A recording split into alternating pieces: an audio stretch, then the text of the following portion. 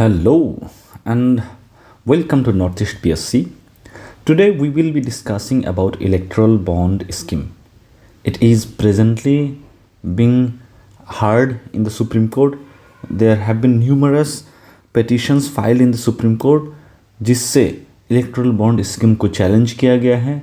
इस स्कीम के द्वारा काफ़ी सारे पॉलिटिकल फंडिंग को क्वेश्चन किया गया है और इसकी सुनवाई हो रही है सुप्रीम कोर्ट में। तो इलेक्ट्रल बॉन्ड स्कीम क्या है, इसकी क्या बैकग्राउंड है, इसका क्या इम्पैक्ट हो सकता है, ठीक है, इसमें क्या सुधार हो सकता है, इन तमाम चीज़ों को हम लोग देखने की कोशिश करेंगे। तो उससे पहले this is me, my name is Nazrul Islam, I am from Assam. I did my higher education from Jamia Millia Islamia. मैं पॉलिटिकल साइंस और इंटरनेशनल रिलेशंस पढ़ाता हूँ पिछले 2-3 साल से। तो if you want to know more about me you can get in touch with me on X, that is Twitter और LinkedIn. Without any further delay let us begin today's discussion. देखिए, अभी supreme court में क्या चल रहा है कि citizens don't have right to know source of political parties funds.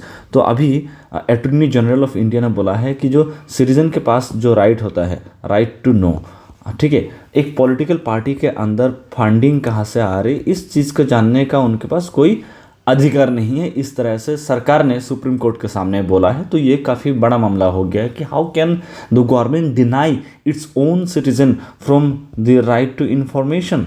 वो भी एक इतनी अहम चीज़, पॉलिटिकल फंडिंग।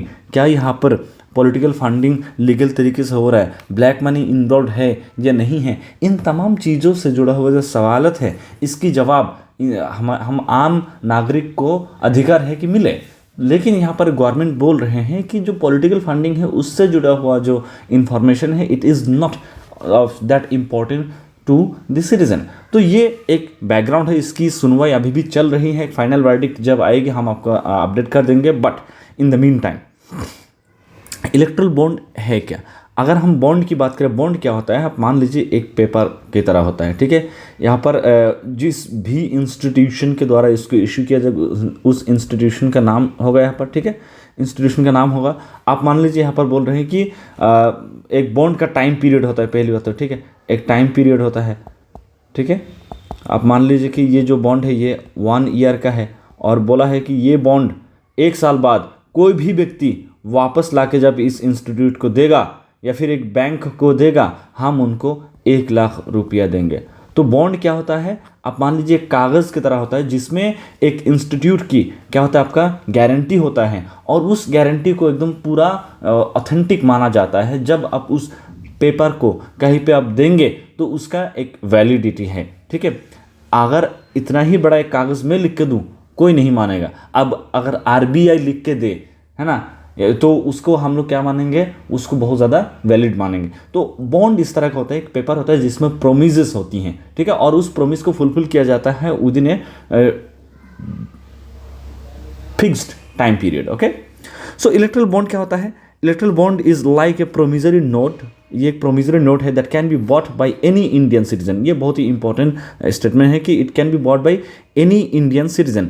कोई भी हिंदुस्तानी नागरिक के द्वारा इसको खरीदा जा सकता है या फिर एक कंपनी हो सकता है और company incorporated in India from select branches of State Bank of India. तो ये जो लाइन है यहाँ से 2-3 सवाल बन सकता है। आपको पूछा जा सकता है कि ये क्या है, एक ऐसा प्रोमिसरी नोट है that can be bought by both Indian plus foreigners. क्या ऐसा है? The answer is no, only by Indian. यहाँ पर दूसरा हो सकता है ओनली इंडियन कंपनी हो सकता है, ओनली इंडियन कंपनी। क्या ये सच है? The answer is no. सिर्फ इंडियन कंपनी ज़रूर नहीं, यहाँ पर एक टर्म यूज़ किया गया जिस टर्म को आप देख सकते हैं यहाँ पर कि कंपनी इनकॉर्पोरेटेड इन इंडिया, मतलब कि ऐसा कंपनी जिसकी ऑफिस, जिसका ब्रांच हिंदुस्तान में हो। वैसे कंपनी से भी हम लोग क्या कर सकते हैं, कंपनी क्या कर सकती हैं, ये प्रोमिसरी नोट को खरीद सकते हैं। लेकिन ये खरीदा जा सकता है, अगर आपको एक सवाल ये भी पूछा जा सकता है, this can be purchased from any public sector banks. Public sector जो बैंक्स हैं पीएसबी से खरीदा जा सकता है, ठीक है, अगर ये आपका स्टेटमेंट आए। The answer is no. क्यों? क्योंकि ये सिर्फ कुछ डेजिग्नेटेड स्टेट बैंक की ब्रांचेस है जहां से आप इसको खरीद सकते हैं। ये बहुत ही इंपॉर्टेंट इन्फॉर्मेशन है with respect to electoral bond जो आपको जानना चाहिए।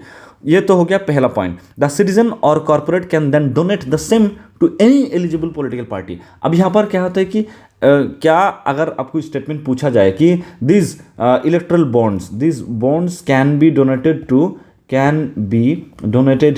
To any political party, to any political parties, क्या ये सच है? The answer is no. क्यों? हर पॉलिटिकल पार्टीज को नहीं मिलेगा, तो फिर किसको मिलेगा? हर एलिजिबल पॉलिटिकल पार्टीज को मिलेगा। तो ये आपको जानना बहुत ज़रूरी है कि जो आप ये प्रोमिसरी नोट जो आप खरीद रहे हैं, खरीदने के बाद उस पॉलिटिकल पार्टी को आप दे पाएंगे जिस पॉलिटिकल पार्टी की क्या है एलिजिबिलिटी क्राइटेरिया को वो फुलफिल कर पा रहे हैं। और एलिजिबल पॉलिटिकल पार्टीज क्या है ये हम लोग आगे देखेंगे, ठीक है? तो ये सिर्फ एलिजिबल पॉलिटिकल पार्टीज को दिया जाएगा।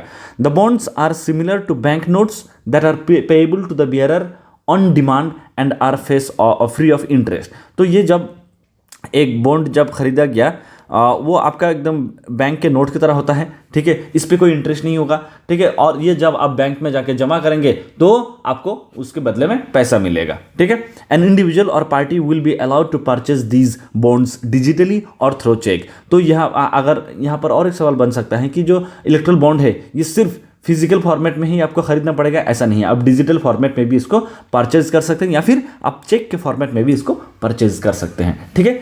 It is payable to the bearer on demand and are free of interest, ठीक है? When was electoral bond introduced, ये सवाल आता है। तो ये 2017 में क्या हुआ था आपका फाइनेंस बिल के थ्रू इसको इंट्रोड्यूस किया गया था। मतलब पहले तो ये बजट में इसके बारे में मेंशन किया गया था कि हम लोग जो है पॉलिटिकल फंडिंग को क्या करना चाहते हैं, पॉलिटिकल फंडिंग को we want to make it free of black money. यहाँ पर हम लोग करप्शंस को दूर करने की कोशिश करते हैं और यहाँ पर सिर्फ वाइट मनी यहाँ पर आएगा। इस मकसद से फाइनेंस बिल 2017 में इंट्रोड्यूस किया गया और इसको 2018 के 29 जनवरी में गवर्नमेंट ने इलेक्ट्रल बॉन्ड स्कीम को नोटिफाई कर दिया, ठीक है? ये हो गया आपका इलेक्ट्रल बॉन्ड कब इंट्रोड्यूस किया गया। तो अगर आपको इलेक्ट्रल बॉन्ड की इस्तेमाल की बात करें, how to use electoral bonds, using electoral bond is very very simple, ठीक है? ये तो पहली बात मैं आपको बता दिया। तो आप जब एक एसबीआई के एक ब्रांच में जाएंगे, आप इलेक्ट्रल बॉन्ड्स खरीदना चाहते हैं तो वो कितने मिनिमम कितने का आपको खरीदना पड़ेगा? 1000। उससे ज़्यादा क्या, मतलब मल्टीपल्स ऑफ 1000, ठीक है? उसके बाद आपको 10,000 खरीदना पड़ेगा, 1 लाख, 1 करोड़, इस तरह से। मतलब मिनिमम कितना है? 1000 और मैक्सिमम जो आपका एक बॉन्ड का जो प्राइस हो सकता है वो कितना हो सकता है? 1 करोड़ हो सकता है। तो आपको ऑप्शन में कोई भी अगर आप एग्जाम दे रहे हो उस एक्शन में आपको बोल दिया जाए कि मैक्सिमम 10 करोड़ हो सकता है, मिनिमम 1000, मैक्सिमम 10 करोड़। तो यहाँ पर आप हो सकते हैं कन्फ्यूज हो, तो 10 करोड़ नहीं, मैक्सिमम 1 करोड़ हो सकता है। These bonds are issued between a range of 1000 and 1 crore rupees. This will be available at some branches of SBI. ऐसा भी नहीं है कि this will be available in all branches of SBI, no, this will be available in some branches of State Bank of India, ठीक है? और एक जो डोनर क्या होगा, जो भी ये बॉन्ड को खरीदना चाहता है। अब मान लीजिए ये बॉन्ड जो है मैं मिस्टर नजरुल इसको मैं खरीद रहा हूँ और खरीद के एक एक्स पॉलिटिकल पार्टी है उसको मैं डोनेट करना चाहता हूँ, तो वर्चुअली मेरा रोल क्या हुआ? आई एम ए डोनर, ठीक है? तो ये जो डोनर होगा उनका क्या होगा? एक know your customer compliant account होना चाहिए कि आपका एक केवाईसी बना हुआ एक बैंक अकाउंट होना चाहिए, ठीक है? जिससे आप क्या कर सकते हैं, इस बॉन्ड को परचेज कर सकते हैं और फिर इसको आप क्या करें, then donate them to the party और इंडिविजुअल ऑफ देयर चॉइस। तो आप या तो पॉलिटिकल पार्टी को डोनेट कर सकते हैं या फिर एक व्यक्ति को आप पॉलिटिशियन को आप वो कर सकते हैं, ठीक है? तो now the receiver can encash the bonds through the parties verified account. आप मान लीजिए कि यहाँ से मैंने क्या किया, बॉन्ड खरीदा और ये मैंने एक्स पॉलिटिकल पार्टी को डोनेट कर दिया। अब एक्स पॉलिटिकल पार्टी क्या करेगा, इस बॉन्ड को लेकर तो बैठे नहीं रहेगा, उनको पैसा तो आएगा नहीं, ये जाएंगे एसबीआई के ब्रांच पे, ठीक है? एसबीआई के ब्रांच पे जाके ये सबमिट कर देंगे, एसबीआई इनको क्या देंगे? कैश देंगे। सिंपल, समझ में आया? लेकिन क्या ये जो पॉलिटिकल पार्टी है इनको कितना दिन है, within how many days he और she has to encash this bond? It is 15 days। 15 दिन के अंदर आपको आपका पैसा निकलना पड़ेगा, अदरवाइज ये इनवैलिड हो जाएगा। ठीक है, तो the electoral bond will be valid only for 15 days। The 29 specified branches are in cities such as New Delhi, Gandhinagar that is in Gujarat, Chandigarh, Bengaluru, Bhopal, Mumbai, Jaipur, Lucknow, Chennai, Kolkata and Guwahati. तो ये भी एक इम्पॉर्टेंट हो सकता है, बट आई डोंट थिंक ये कोई पूछेगा, बट इतना आपको याद रखना चाहिए कि एसबीआई के 29 ब्रांचेस में जो है आपका इलेक्ट्रल बॉन्ड्स को इशू किया जाता है, और ये बड़े बड़े जो शहर हैं वहाँ पर इसको वहाँ के जो एसबीआई के ब्रांचेस है वहाँ पर आपको मिलती है।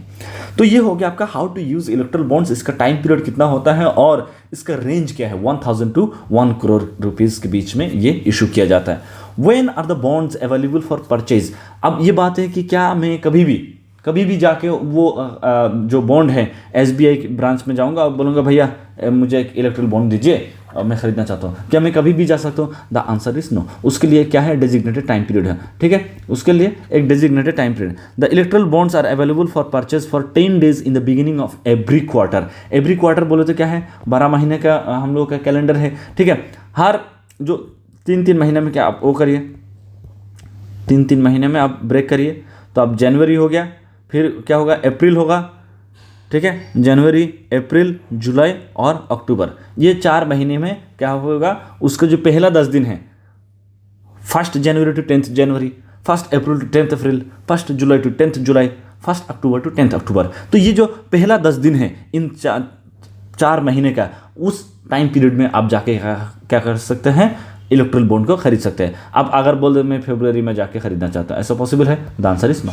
ठीक है, लेकिन एक यहाँ पर और एक कैवियट है, यहाँ पर ये स्पेशल नोट है, फुटनोट है कि an additional period of 30 days shall be specified by the government in the year of Lok Sabha election. जब भी लोकसभा इलेक्शन आ रहा है, जैसे 2024 में हम लोग का लोकसभा इलेक्शन आ रही है, तो वैसे में जो है गवर्नमेंट क्या कर सकते हैं, 30 दिन का और एक विंडो खोल सकते हैं कि इस 30 दिन के अंदर भी आप क्या करें और ज़्यादा से ज़्यादा इलेक्ट्रल बॉन्ड खरीदें और पॉलिटिकल पार्टीज़ को फंडिंग करें, क्योंकि जो जनरल इलेक्शन होता है उसमें जो एक्सपेंडिचर है वो ज़्यादा होता है। तो ऐसे में आपको याद रखना पड़ेगा कि हर क्वार्टर के पहला 10 दिन में आपको मिलेगा, और जब जनरल इलेक्शन के टाइम आएगा उस टाइम आपको 30 दिन और एक्स्ट्रा मिलेगा to buy electoral bonds and donate to designated eligible political parties. अच्छा, अब यहाँ पर हम लोग कंडीशन पे आते हैं, किसको मिलेगा ये बॉन्ड? ठीक है, क्या हर पॉलिटिकल पार्टी को मिलेगा कि नहीं? Any party that is registered under section 29 of the registration of people's act 1951। तो जो आरपीए है, आरपीए एक्ट है 1951 का, उसके अंदर सेक्शन 29A है। अगर उसके अंदर कोई पॉलिटिकल पार्टी रजिस्टर्ड है और उन्होंने क्या किया है, एटलीस्ट 1% वोट इनको मिला है, at least 1% vote polled in the most recent general elections और असेंबली इलेक्शंस। अब मान लीजिए अभी कि जो दिसंबर में क्या है आपका इलेक्शन होने जा रहा है 5 स्टेट में। ठीक है, छत्तीसगढ़, राजस्थान, मध्य प्रदेश, मिजोरम, तेलंगाना, तो ये 5 स्टेट में इलेक्शन होगा। तो वहाँ पर बहुत सारे रीजनल पॉलिटिकल पार्टी हैं, तो इनको अगर इलेक्ट्रल बॉन्ड चाहिए, ये पहली बात तो ये है कि इनको section 29A of the RPA 1951 उसके अंदर रजिस्टर्ड होना पड़ेगा, और इस इलेक्शन में जो मोस्ट रिसेंट इलेक्शन होगा, चाहे वो जनरल इलेक्शन हो चाहे असेंबली इलेक्शन हो, वहाँ पर एटलीस्ट 1% वोट आपको हासिल होना पड़ेगा, तब जाके आप you will be eligible to receive electoral bonds. ठीक है, the party will be allotted a verified account by the Election Commission of India.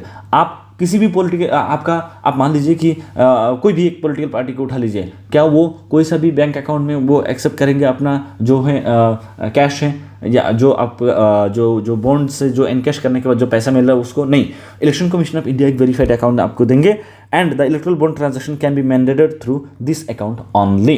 तो आप कोई भी बैंक अकाउंट नहीं इस्तेमाल कर सकते हैं। इलेक्शन कमीशन ऑफ इंडिया क्या करेंगे, डेजिग्नेट करेंगे, it will allot one particular account based on which you can make all the transactions. The electoral bonds will not bear the name of the donor. सबसे अच्छी बात यह है कि जो पॉलिटिकल डोनर्स हैं, जो या मान लीजिए मैं डोनेट कर रहा हूं, तो मेरा नाम वहां पर कहीं पर भी नहीं लिखा होगा। इससे क्या होगा कि कोई भी पॉलिटिकल पार्टी को नहीं पता चलेगा कि कौन किसको डोनेट कर रहा है। उससे क्या होगा कि आप किसी भी ज़्यादातर जो डोनेट जो लोग करते हैं वो बिजनेसमैन होते हैं। ठीक है, बिजनेस पर्सन्स होते हैं। एक सेकेंड, समथिंग इज हैपनिंग।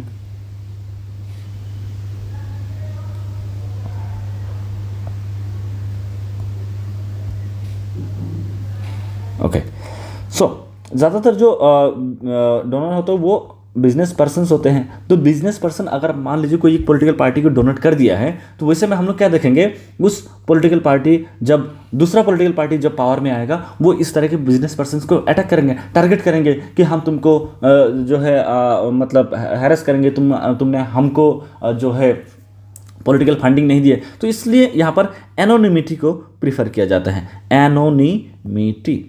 ठीक है, कौन किसको डोनेट कर रही है पता ना चले, ये एक बहुत ही इंपॉर्टेंट क्लॉज है। Are electoral bonds taxable? क्या इलेक्ट्रल बॉन्ड्स जो हैं आप जब दे रहे हैं, क्या उसमें आपको टैक्स पे करना पड़ेगा? The answer is donations would be tax deductible. वहाँ पर टैक्स कनेक्शन मतलब उससे नहीं इनका वो क्या चार्ज किया जाएगा। A donor will get a deduction and the recipient और the political party will get tax exemption provided returns are filed by the political party. अगर मैं जो है किसी को डोनेट कर रहा हूँ, ठीक है, किसी एक पॉलिटिकल पार्टी को मैं जो है फंडिंग कर रहा हूँ, तो मैं अगर अपना जो ईयरली जो हम लोगों का वो होते हैं टैक्स रिटर्न फाइल करना होता है, वहाँ पर अगर मैं टैक्स रिटर्न फाइल कर दिया तो उससे मुझे क्या मिलेगा? मुझे ये दिखाना होगा कि मैंने पॉलिटिकल पार्टी को फंडिंग किया है, तो उतने पैसे पे मुझे टैक्स नहीं देना पड़ेगा, और जो पैसा पॉलिटिकल पार्टी को मिला है उनको भी उसमें क्या मिलेगा? एग्जेम्पशन मिलेगा। ठीक है, तो मतलब कि मैंने जितना पैसा फंडिंग कर दिया है उतना पैसा मेरे को क्या मिलेगा? डिडक्शन हो जाएगा, मतलब समझ रहे हैं? तो why were electoral bonds introduced in India? India में इलेक्ट्रल बॉन्ड्स इंट्रोड्यूस क्यों किया गया, ये आपको जानना है। कि according to the government electoral bonds were being introduced to ensure that all the donations made to a party would be accounted for in the balance sheets without exposing the donor details to the public। तो जितना भी funding हो रहा है वो balance sheet पे रहे, उसका रिकॉर्ड रहे, ऐसा ना हो कि ब्लैक मनी इन्वॉल्व हो। और सबसे बड़ी बात क्या है, जो डोनर है, डोनर का जो आइडेंटिटी है वो पता ना चले, डोनर की जो आपका आइडेंटिटी वो रिवील ना हो। तो उससे क्या होगा कि किसी भी व्यक्ति को कोई नीडलेसली हम हैरेस नहीं करेंगे, नीडलेसली जो है उनको टारगेट नहीं करेंगे।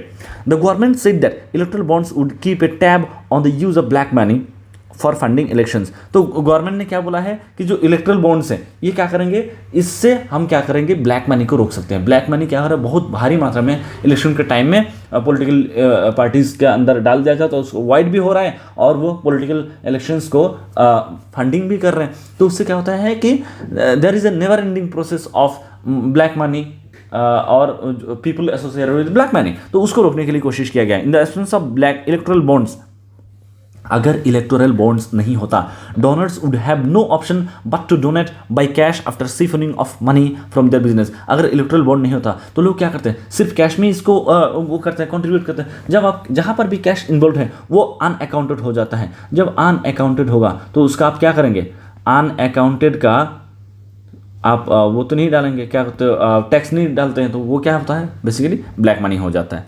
Y is there a controversy over electoral bond? ये बेहद इंपॉर्टेंट सेक्शन है, ये आपको जानना जरूरी है कि इलेक्ट्रल बॉन्ड के साथ जुड़ा हुआ बहुत सारे सवाल क्यों हैं, इलेक्ट्रल बॉन्ड को इतने सारे लोग क्वेश्चन क्यों कर रहे हैं। ठीक है, तो experts are of the view that if the electoral bonds scheme had been introduced to bring greater transparency, government must not restrain from allowing details of such donations to be made to public। तो government अगर चाहते हैं कि यहाँ पर transparency लाना चाहते हैं, अगर गवर्नमेंट का मकसद ये है कि जो हमारा नागरिक है, जो सिटीजन है, उनको पता चले कि पॉलिटिकल पार्टीज के अंदर क्या चल रहा है, तो भाई आप पहली बात तो आरटीआई को वो करें। आरटीआई आप फाइल ही नहीं होने दे रहे हैं पॉलिटिकल पार्टीज के अंदर, और ये डोनेशंस कहाँ से आ रहे हैं, कितने अमाउंट में आ रहे हैं, किस पॉलिटिकल पार्टीज को कितना डोनेशन मिल रहा है, इन तमाम इंफॉर्मेशन को आपको क्या करना चाहिए, पब्लिक करना चाहिए, जो कि आप नहीं करना चाहते हैं। तो ये बहुत ही वो है, कंट्रोवर्शियल एक पॉइंट है, जो बहुत सारे जो एक्सपर्ट्स हैं, जो लॉयर्स हैं, वो लोग ये पॉइंट उठाते हैं कि आप इंफॉर्मेशन को बाहर क्यों नहीं आना देना चाहते हैं, अगर आपको ट्रांसपेरेंसी सबसे बड़ा पॉइंट है। दूसरी जो क्रिटिसिज्म यहाँ था, experts and several politicians say that since neither the purchaser of the bond nor the political party receiving the donations is required to disclose the donor's identity, the shareholders of corporation will remain unaware of the company's contribution। तो अगर आप मान लीजिए कि एक company है, ठीक है, XYZ एक कंपनी है, इसमें आप मान लीजिए कि 5 शेयर होल्डर हैं, ठीक है, 5 शेयर होल्डर हैं, और यहाँ से आपने क्या किया, कोई एक पॉलिटिकल पार्टी को आपने फंडिंग कर दिया है, ठीक है, आप मान लीजिए कोई एक पॉलिटिकल पार्टी को फंडिंग कर दिया है, और ये फंडिंग किया है इस 5 में से कोई एक व्यक्ति के डिस्क्रिप्शन में, बाकी चारों को पता ही नहीं चलेगा कि ये पैसा कहाँ गया। तो आपको क्या करना पड़ेगा, आप एनोनिमिटी के चक्कर में आप क्या कर रहे हैं, बहुत सारा जो है आप एम्बिग्यूटी को एक्सरसाइज कर रहे हैं। Ambiguity as in what you are doing is basically curtailing information from coming out, और जहां पर आप इंफॉर्मेशन को सप्रेस कर रहे हो वहां पर कुछ ना कुछ धांधली होने की संभावना होती है, धांधली एज इन घोटाला होने की संभावना होती है। ये मैं नहीं कह रहा हूँ, ये ऐसा लोगों का कहना है, बहुत सारे एक्सपर्ट्स के कहना है। Opponents of the electoral bond scheme argue that since the identity of the donor has been kept anonymous it could lead to an influx of black money. अगर आप आइडेंटिटी को जो डोनर हैं उनके आइडेंटिटी को आप हाइड कर रहे हैं तो इससे भी तो ब्लैक मनी आ सकता है। पैसा कहाँ से आ रहा है आप तो पूछ ही नहीं रहे, आपको बस पैसे से मतलब है। So you are not interested in the source of money but the money. तो अगर आपको सोर्स से मतलब नहीं है, इसका मतलब हो सकता है वो फिर से ब्लैक मनी हो, है ना। कुछ और लोग कहते हैं some other alleges that the scheme was designed to help big corporate houses donate money without their identity being revealed. तो बहुत सारे लोग बोलते हैं कि जो बड़े बड़े कॉर्पोरेट हाउसेस हैं वो लोग उनके लिए बनाया गया था ताकि वो क्या कर सकते हैं, एकदम भारी मात्रा में पैसा पॉलिटिकल पार्टीज को डोनेट करें और उनका आइडेंटिटी भी सामने ना आए। जब आइडेंटिटी सामने नहीं आएगा तो हम लोग जब भी किसी के प्रोडक्ट खरीदेंगे, ठीक है, चाहे वो रिलायंस हो, चाहे वो अदानी ग्रुप्स के प्रोडक्ट हो, चाहे वो आपका वेदांत ग्रुप्स के प्रोडक्ट हो, हमें नहीं पता चल रहा है कौन किस पॉलिटिकल पार्टी को डोनेट कर रहा है। तो अगर हम मान लीजिए कि मेरा जो एलिजियंस है, मेरा आइडियोलॉजी है एक पॉलिटिकल पार्टी के प्रति P और एक बहुत ही उसका अपोजिट पॉलिटिकल आइडियोलॉजी रखने वाला एक पार्टी है जिसका नाम है S, ठीक है। तो अगर ये बड़े बड़े उद्योगपति अगर S को डोनेट करते हैं और मुझे पता है कि ये S को डोनेट करता है, मैं हो सकता है मैं इनके प्रोडक्ट्स लेना बंद कर दूं, हो सकता है मैं इनके चीज़ें जो है उसको बॉयकॉट करना शुरू कर दूं। तो ये बड़े बड़े उद्योगपतियों की जो आइडेंटिटी है इसको अगर आप सप्रेस कर रहे हैं तो इससे क्या कर रहे हैं आप, मतलब सिर्फ इनको फायदा पहुंचा रहे हैं कि वो पॉलिटिकल फंडिंग भी कर रहे हैं और उनका बिजनेस भी चल रहा है ना। तो ये इनका कहना है। According to civil rights societies the concept of donor anonymity threatens the very spirit of democracy. जहाँ पर एनोनिमिटी की बात आती है, जहाँ पर आप इंफॉर्मेशन को कर्टेल कर रहे हैं, वो सारे चीज़ें डेमोक्रेसी के खिलाफ जाता है। डेमोक्रेसी की जो फंडामेंटल आइडिया है, डेमोक्रेसी का जो फंडामेंटल बिलीफ है, टेनेट है, वो ये है कि आप क्या करें, more and more information has to be in the public, more and more transparency has to be there, the citizen they should be involve in the process of this type of important things. Restrictions that we are done away with after the introduction of the electoral bond. Erectile bond होने से पहले कुछ problems थी, कुछ restrictions थी, उसको हटाया गया। क्या क्या हुआ, earlier no foreign company could donate to any political party under the companies act. तो पहले बोला गया कोई भी फॉरेन कंपनी डोनेट नहीं कर पाएगा। फॉरेन कंपनी जब डोनेट करता है क्या होता है, फॉरेन का जो आपका इंटरेस्ट होता है, ठीक है, दूसरे कंट्री का इंटरेस्ट होता है, वो इन्वॉल्व हो जाता है। वो क्या करता है, एंटी इंडिया भी हो सकता है। वो क्या कर सकता है, हमारे यहाँ का अंदरूनी जो हमारा सिक्योरिटी है, हमारा जो अंदरूनी जो डेमोक्रेटिक ढांचा है उसको तहस नहस कर सकते हैं। तो हम मतलब पहले एकदम पूरा एकदम एक्सप्लिसिटली मेंशन था कोई भी फॉरेन कंपनी जो है इंडियन पॉलिटिकल पार्टीज को फंडिंग नहीं करेंगे। अब क्या हो गया कि इसको बदल दिया। बदलने के बाद क्या हुआ, कोई भी कंपनी जो इनकॉर्पोरेटेड इन इंडिया, मतलब जिसका ऑफिस इंडिया में है, ठीक है, वो भी क्या करेगा, आपका फंडिंग करेगा। यहां पर बहुत सारे लोग बोलते हैं कि ये एक नेगेटिव एस्पेक्ट है। दूसरा क्या है, a firm could donate a maximum of 7.5% of its average 3-year net profit as political donations according to section 182 of the companies act. तो यहां पर जो है आप to which extent can you donate to a political party up to 7.5%, मतलब पिछले 3 साल में जितना आपका प्रॉफिट हुआ है उसका आप क्या कर सकते हैं, 7.5% तक का आप डोनेट कर सकते हैं। As per the same sections of the act companies had to disclose details of their political donations in their annual statement of accounts. तो पहले क्या होना था, अपने एनुअल स्टेटमेंट ऑफ अकाउंट में बताना होता था कि कौन कितना जो है आपका वो कर रहे हैं, डोनेट कर रहे हैं। उसको अभी एनुअल स्टेटमेंट ऑफ अकाउंट में आपको शो करने की जरूरत नहीं है, ठीक है। तो यहाँ पर जो 7.5% का लिमिट था उसको भी हटा दे, आप जितना करना चाहें आप कर सकते हैं। उसका the government moved an amendment in the finance bill to ensure that this provision would not be applicable to companies in case of electoral bonds, ठीक है। तो ये जो वो है, अगर कोई इलेक्ट्रल बॉन्ड खरीद के किसी को फंडिंग कर रहे हैं तो उनको एनुअल स्टेटमेंट ऑफ अकाउंट में दिखाने की जरूरत नहीं है। Thus Indian foreign and even shell companies can now donate to political parties without having to inform anyone for the of the contribution. जो शेल कंपनियां होती हैं वो फेक कंपनी होती हैं, ठीक है, वो मतलब ऐसा कंपनी जो एग्जिस्ट नहीं करता है, फॉरेन कंपनी के फॉरेन लोकेशन पे होते हैं, उनके थ्रू सारे ब्लैक मनी को अवॉइड करने की कोशिश किया जाता है। तो ये तमाम चीज़ें जो हैं, आपका फॉरेन कंपनी हो गया, शेल कंपनी हो गया, या फिर जो है आपका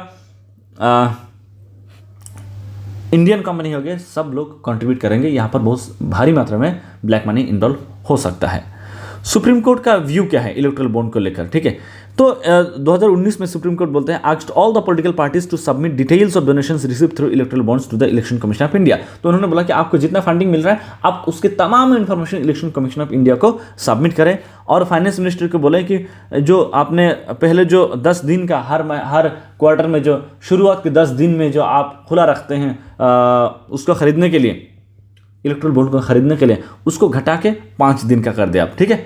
तो ये सुप्रीम कोर्ट ने बोला था। फिर उसके बाद इलेक्शन कमीशन ऑफ इंडिया क्या बोला कि इलेक्शन कमीशन ऑफ इंडिया ने बोला, सुप्रीम कोर्ट को बोला है कि while it was not against erectile bonds scheme it did not approve the anonymous donations. बोला कि इलेक्ट्रल बॉन्ड स्कीम के हम खिलाफ नहीं है, ये तो अच्छा ही है, लेकिन जो एनोनिमस डोनेशन, कौन कितना किसको डोनेट कर रहे हैं, ये जो चीज़ नहीं पता चल रहा है, it is something we do not accept, ठीक है। ये इलेक्शन कमीशन ऑफ इंडिया का कहना है। फिर रिजर्व बैंक ऑफ इंडिया भी कहते हैं कि according to an article published by HuffPost India on November 18, RBI was critical of the scheme. इन्होंने बोला कि it can undermine the faith in Indian bank notes and encourage money laundering. तो इससे money laundering बहुत ज़्यादा हो सकता है। तो ये हमारे पूरे डिस्कशन की जो पूरा सोर्स था ये बिजनेस स्टैंडर्ड से था, ठीक है, ये आपको पता रहे। तो वे फॉरवर्ड क्या हो सकते हैं, implement measures to enhance transparency हर डेमोक्रेसी के सबसे फंडामेंटल टूल में से होती है। ट्रांसपेरेंसी को सबसे ज़्यादा प्रमोट करना चाहिए और इलेक्ट्रॉनिक बॉन्ड स्कीम में भी ट्रांसपेरेंसी होना चाहिए कि कौन कितना किसको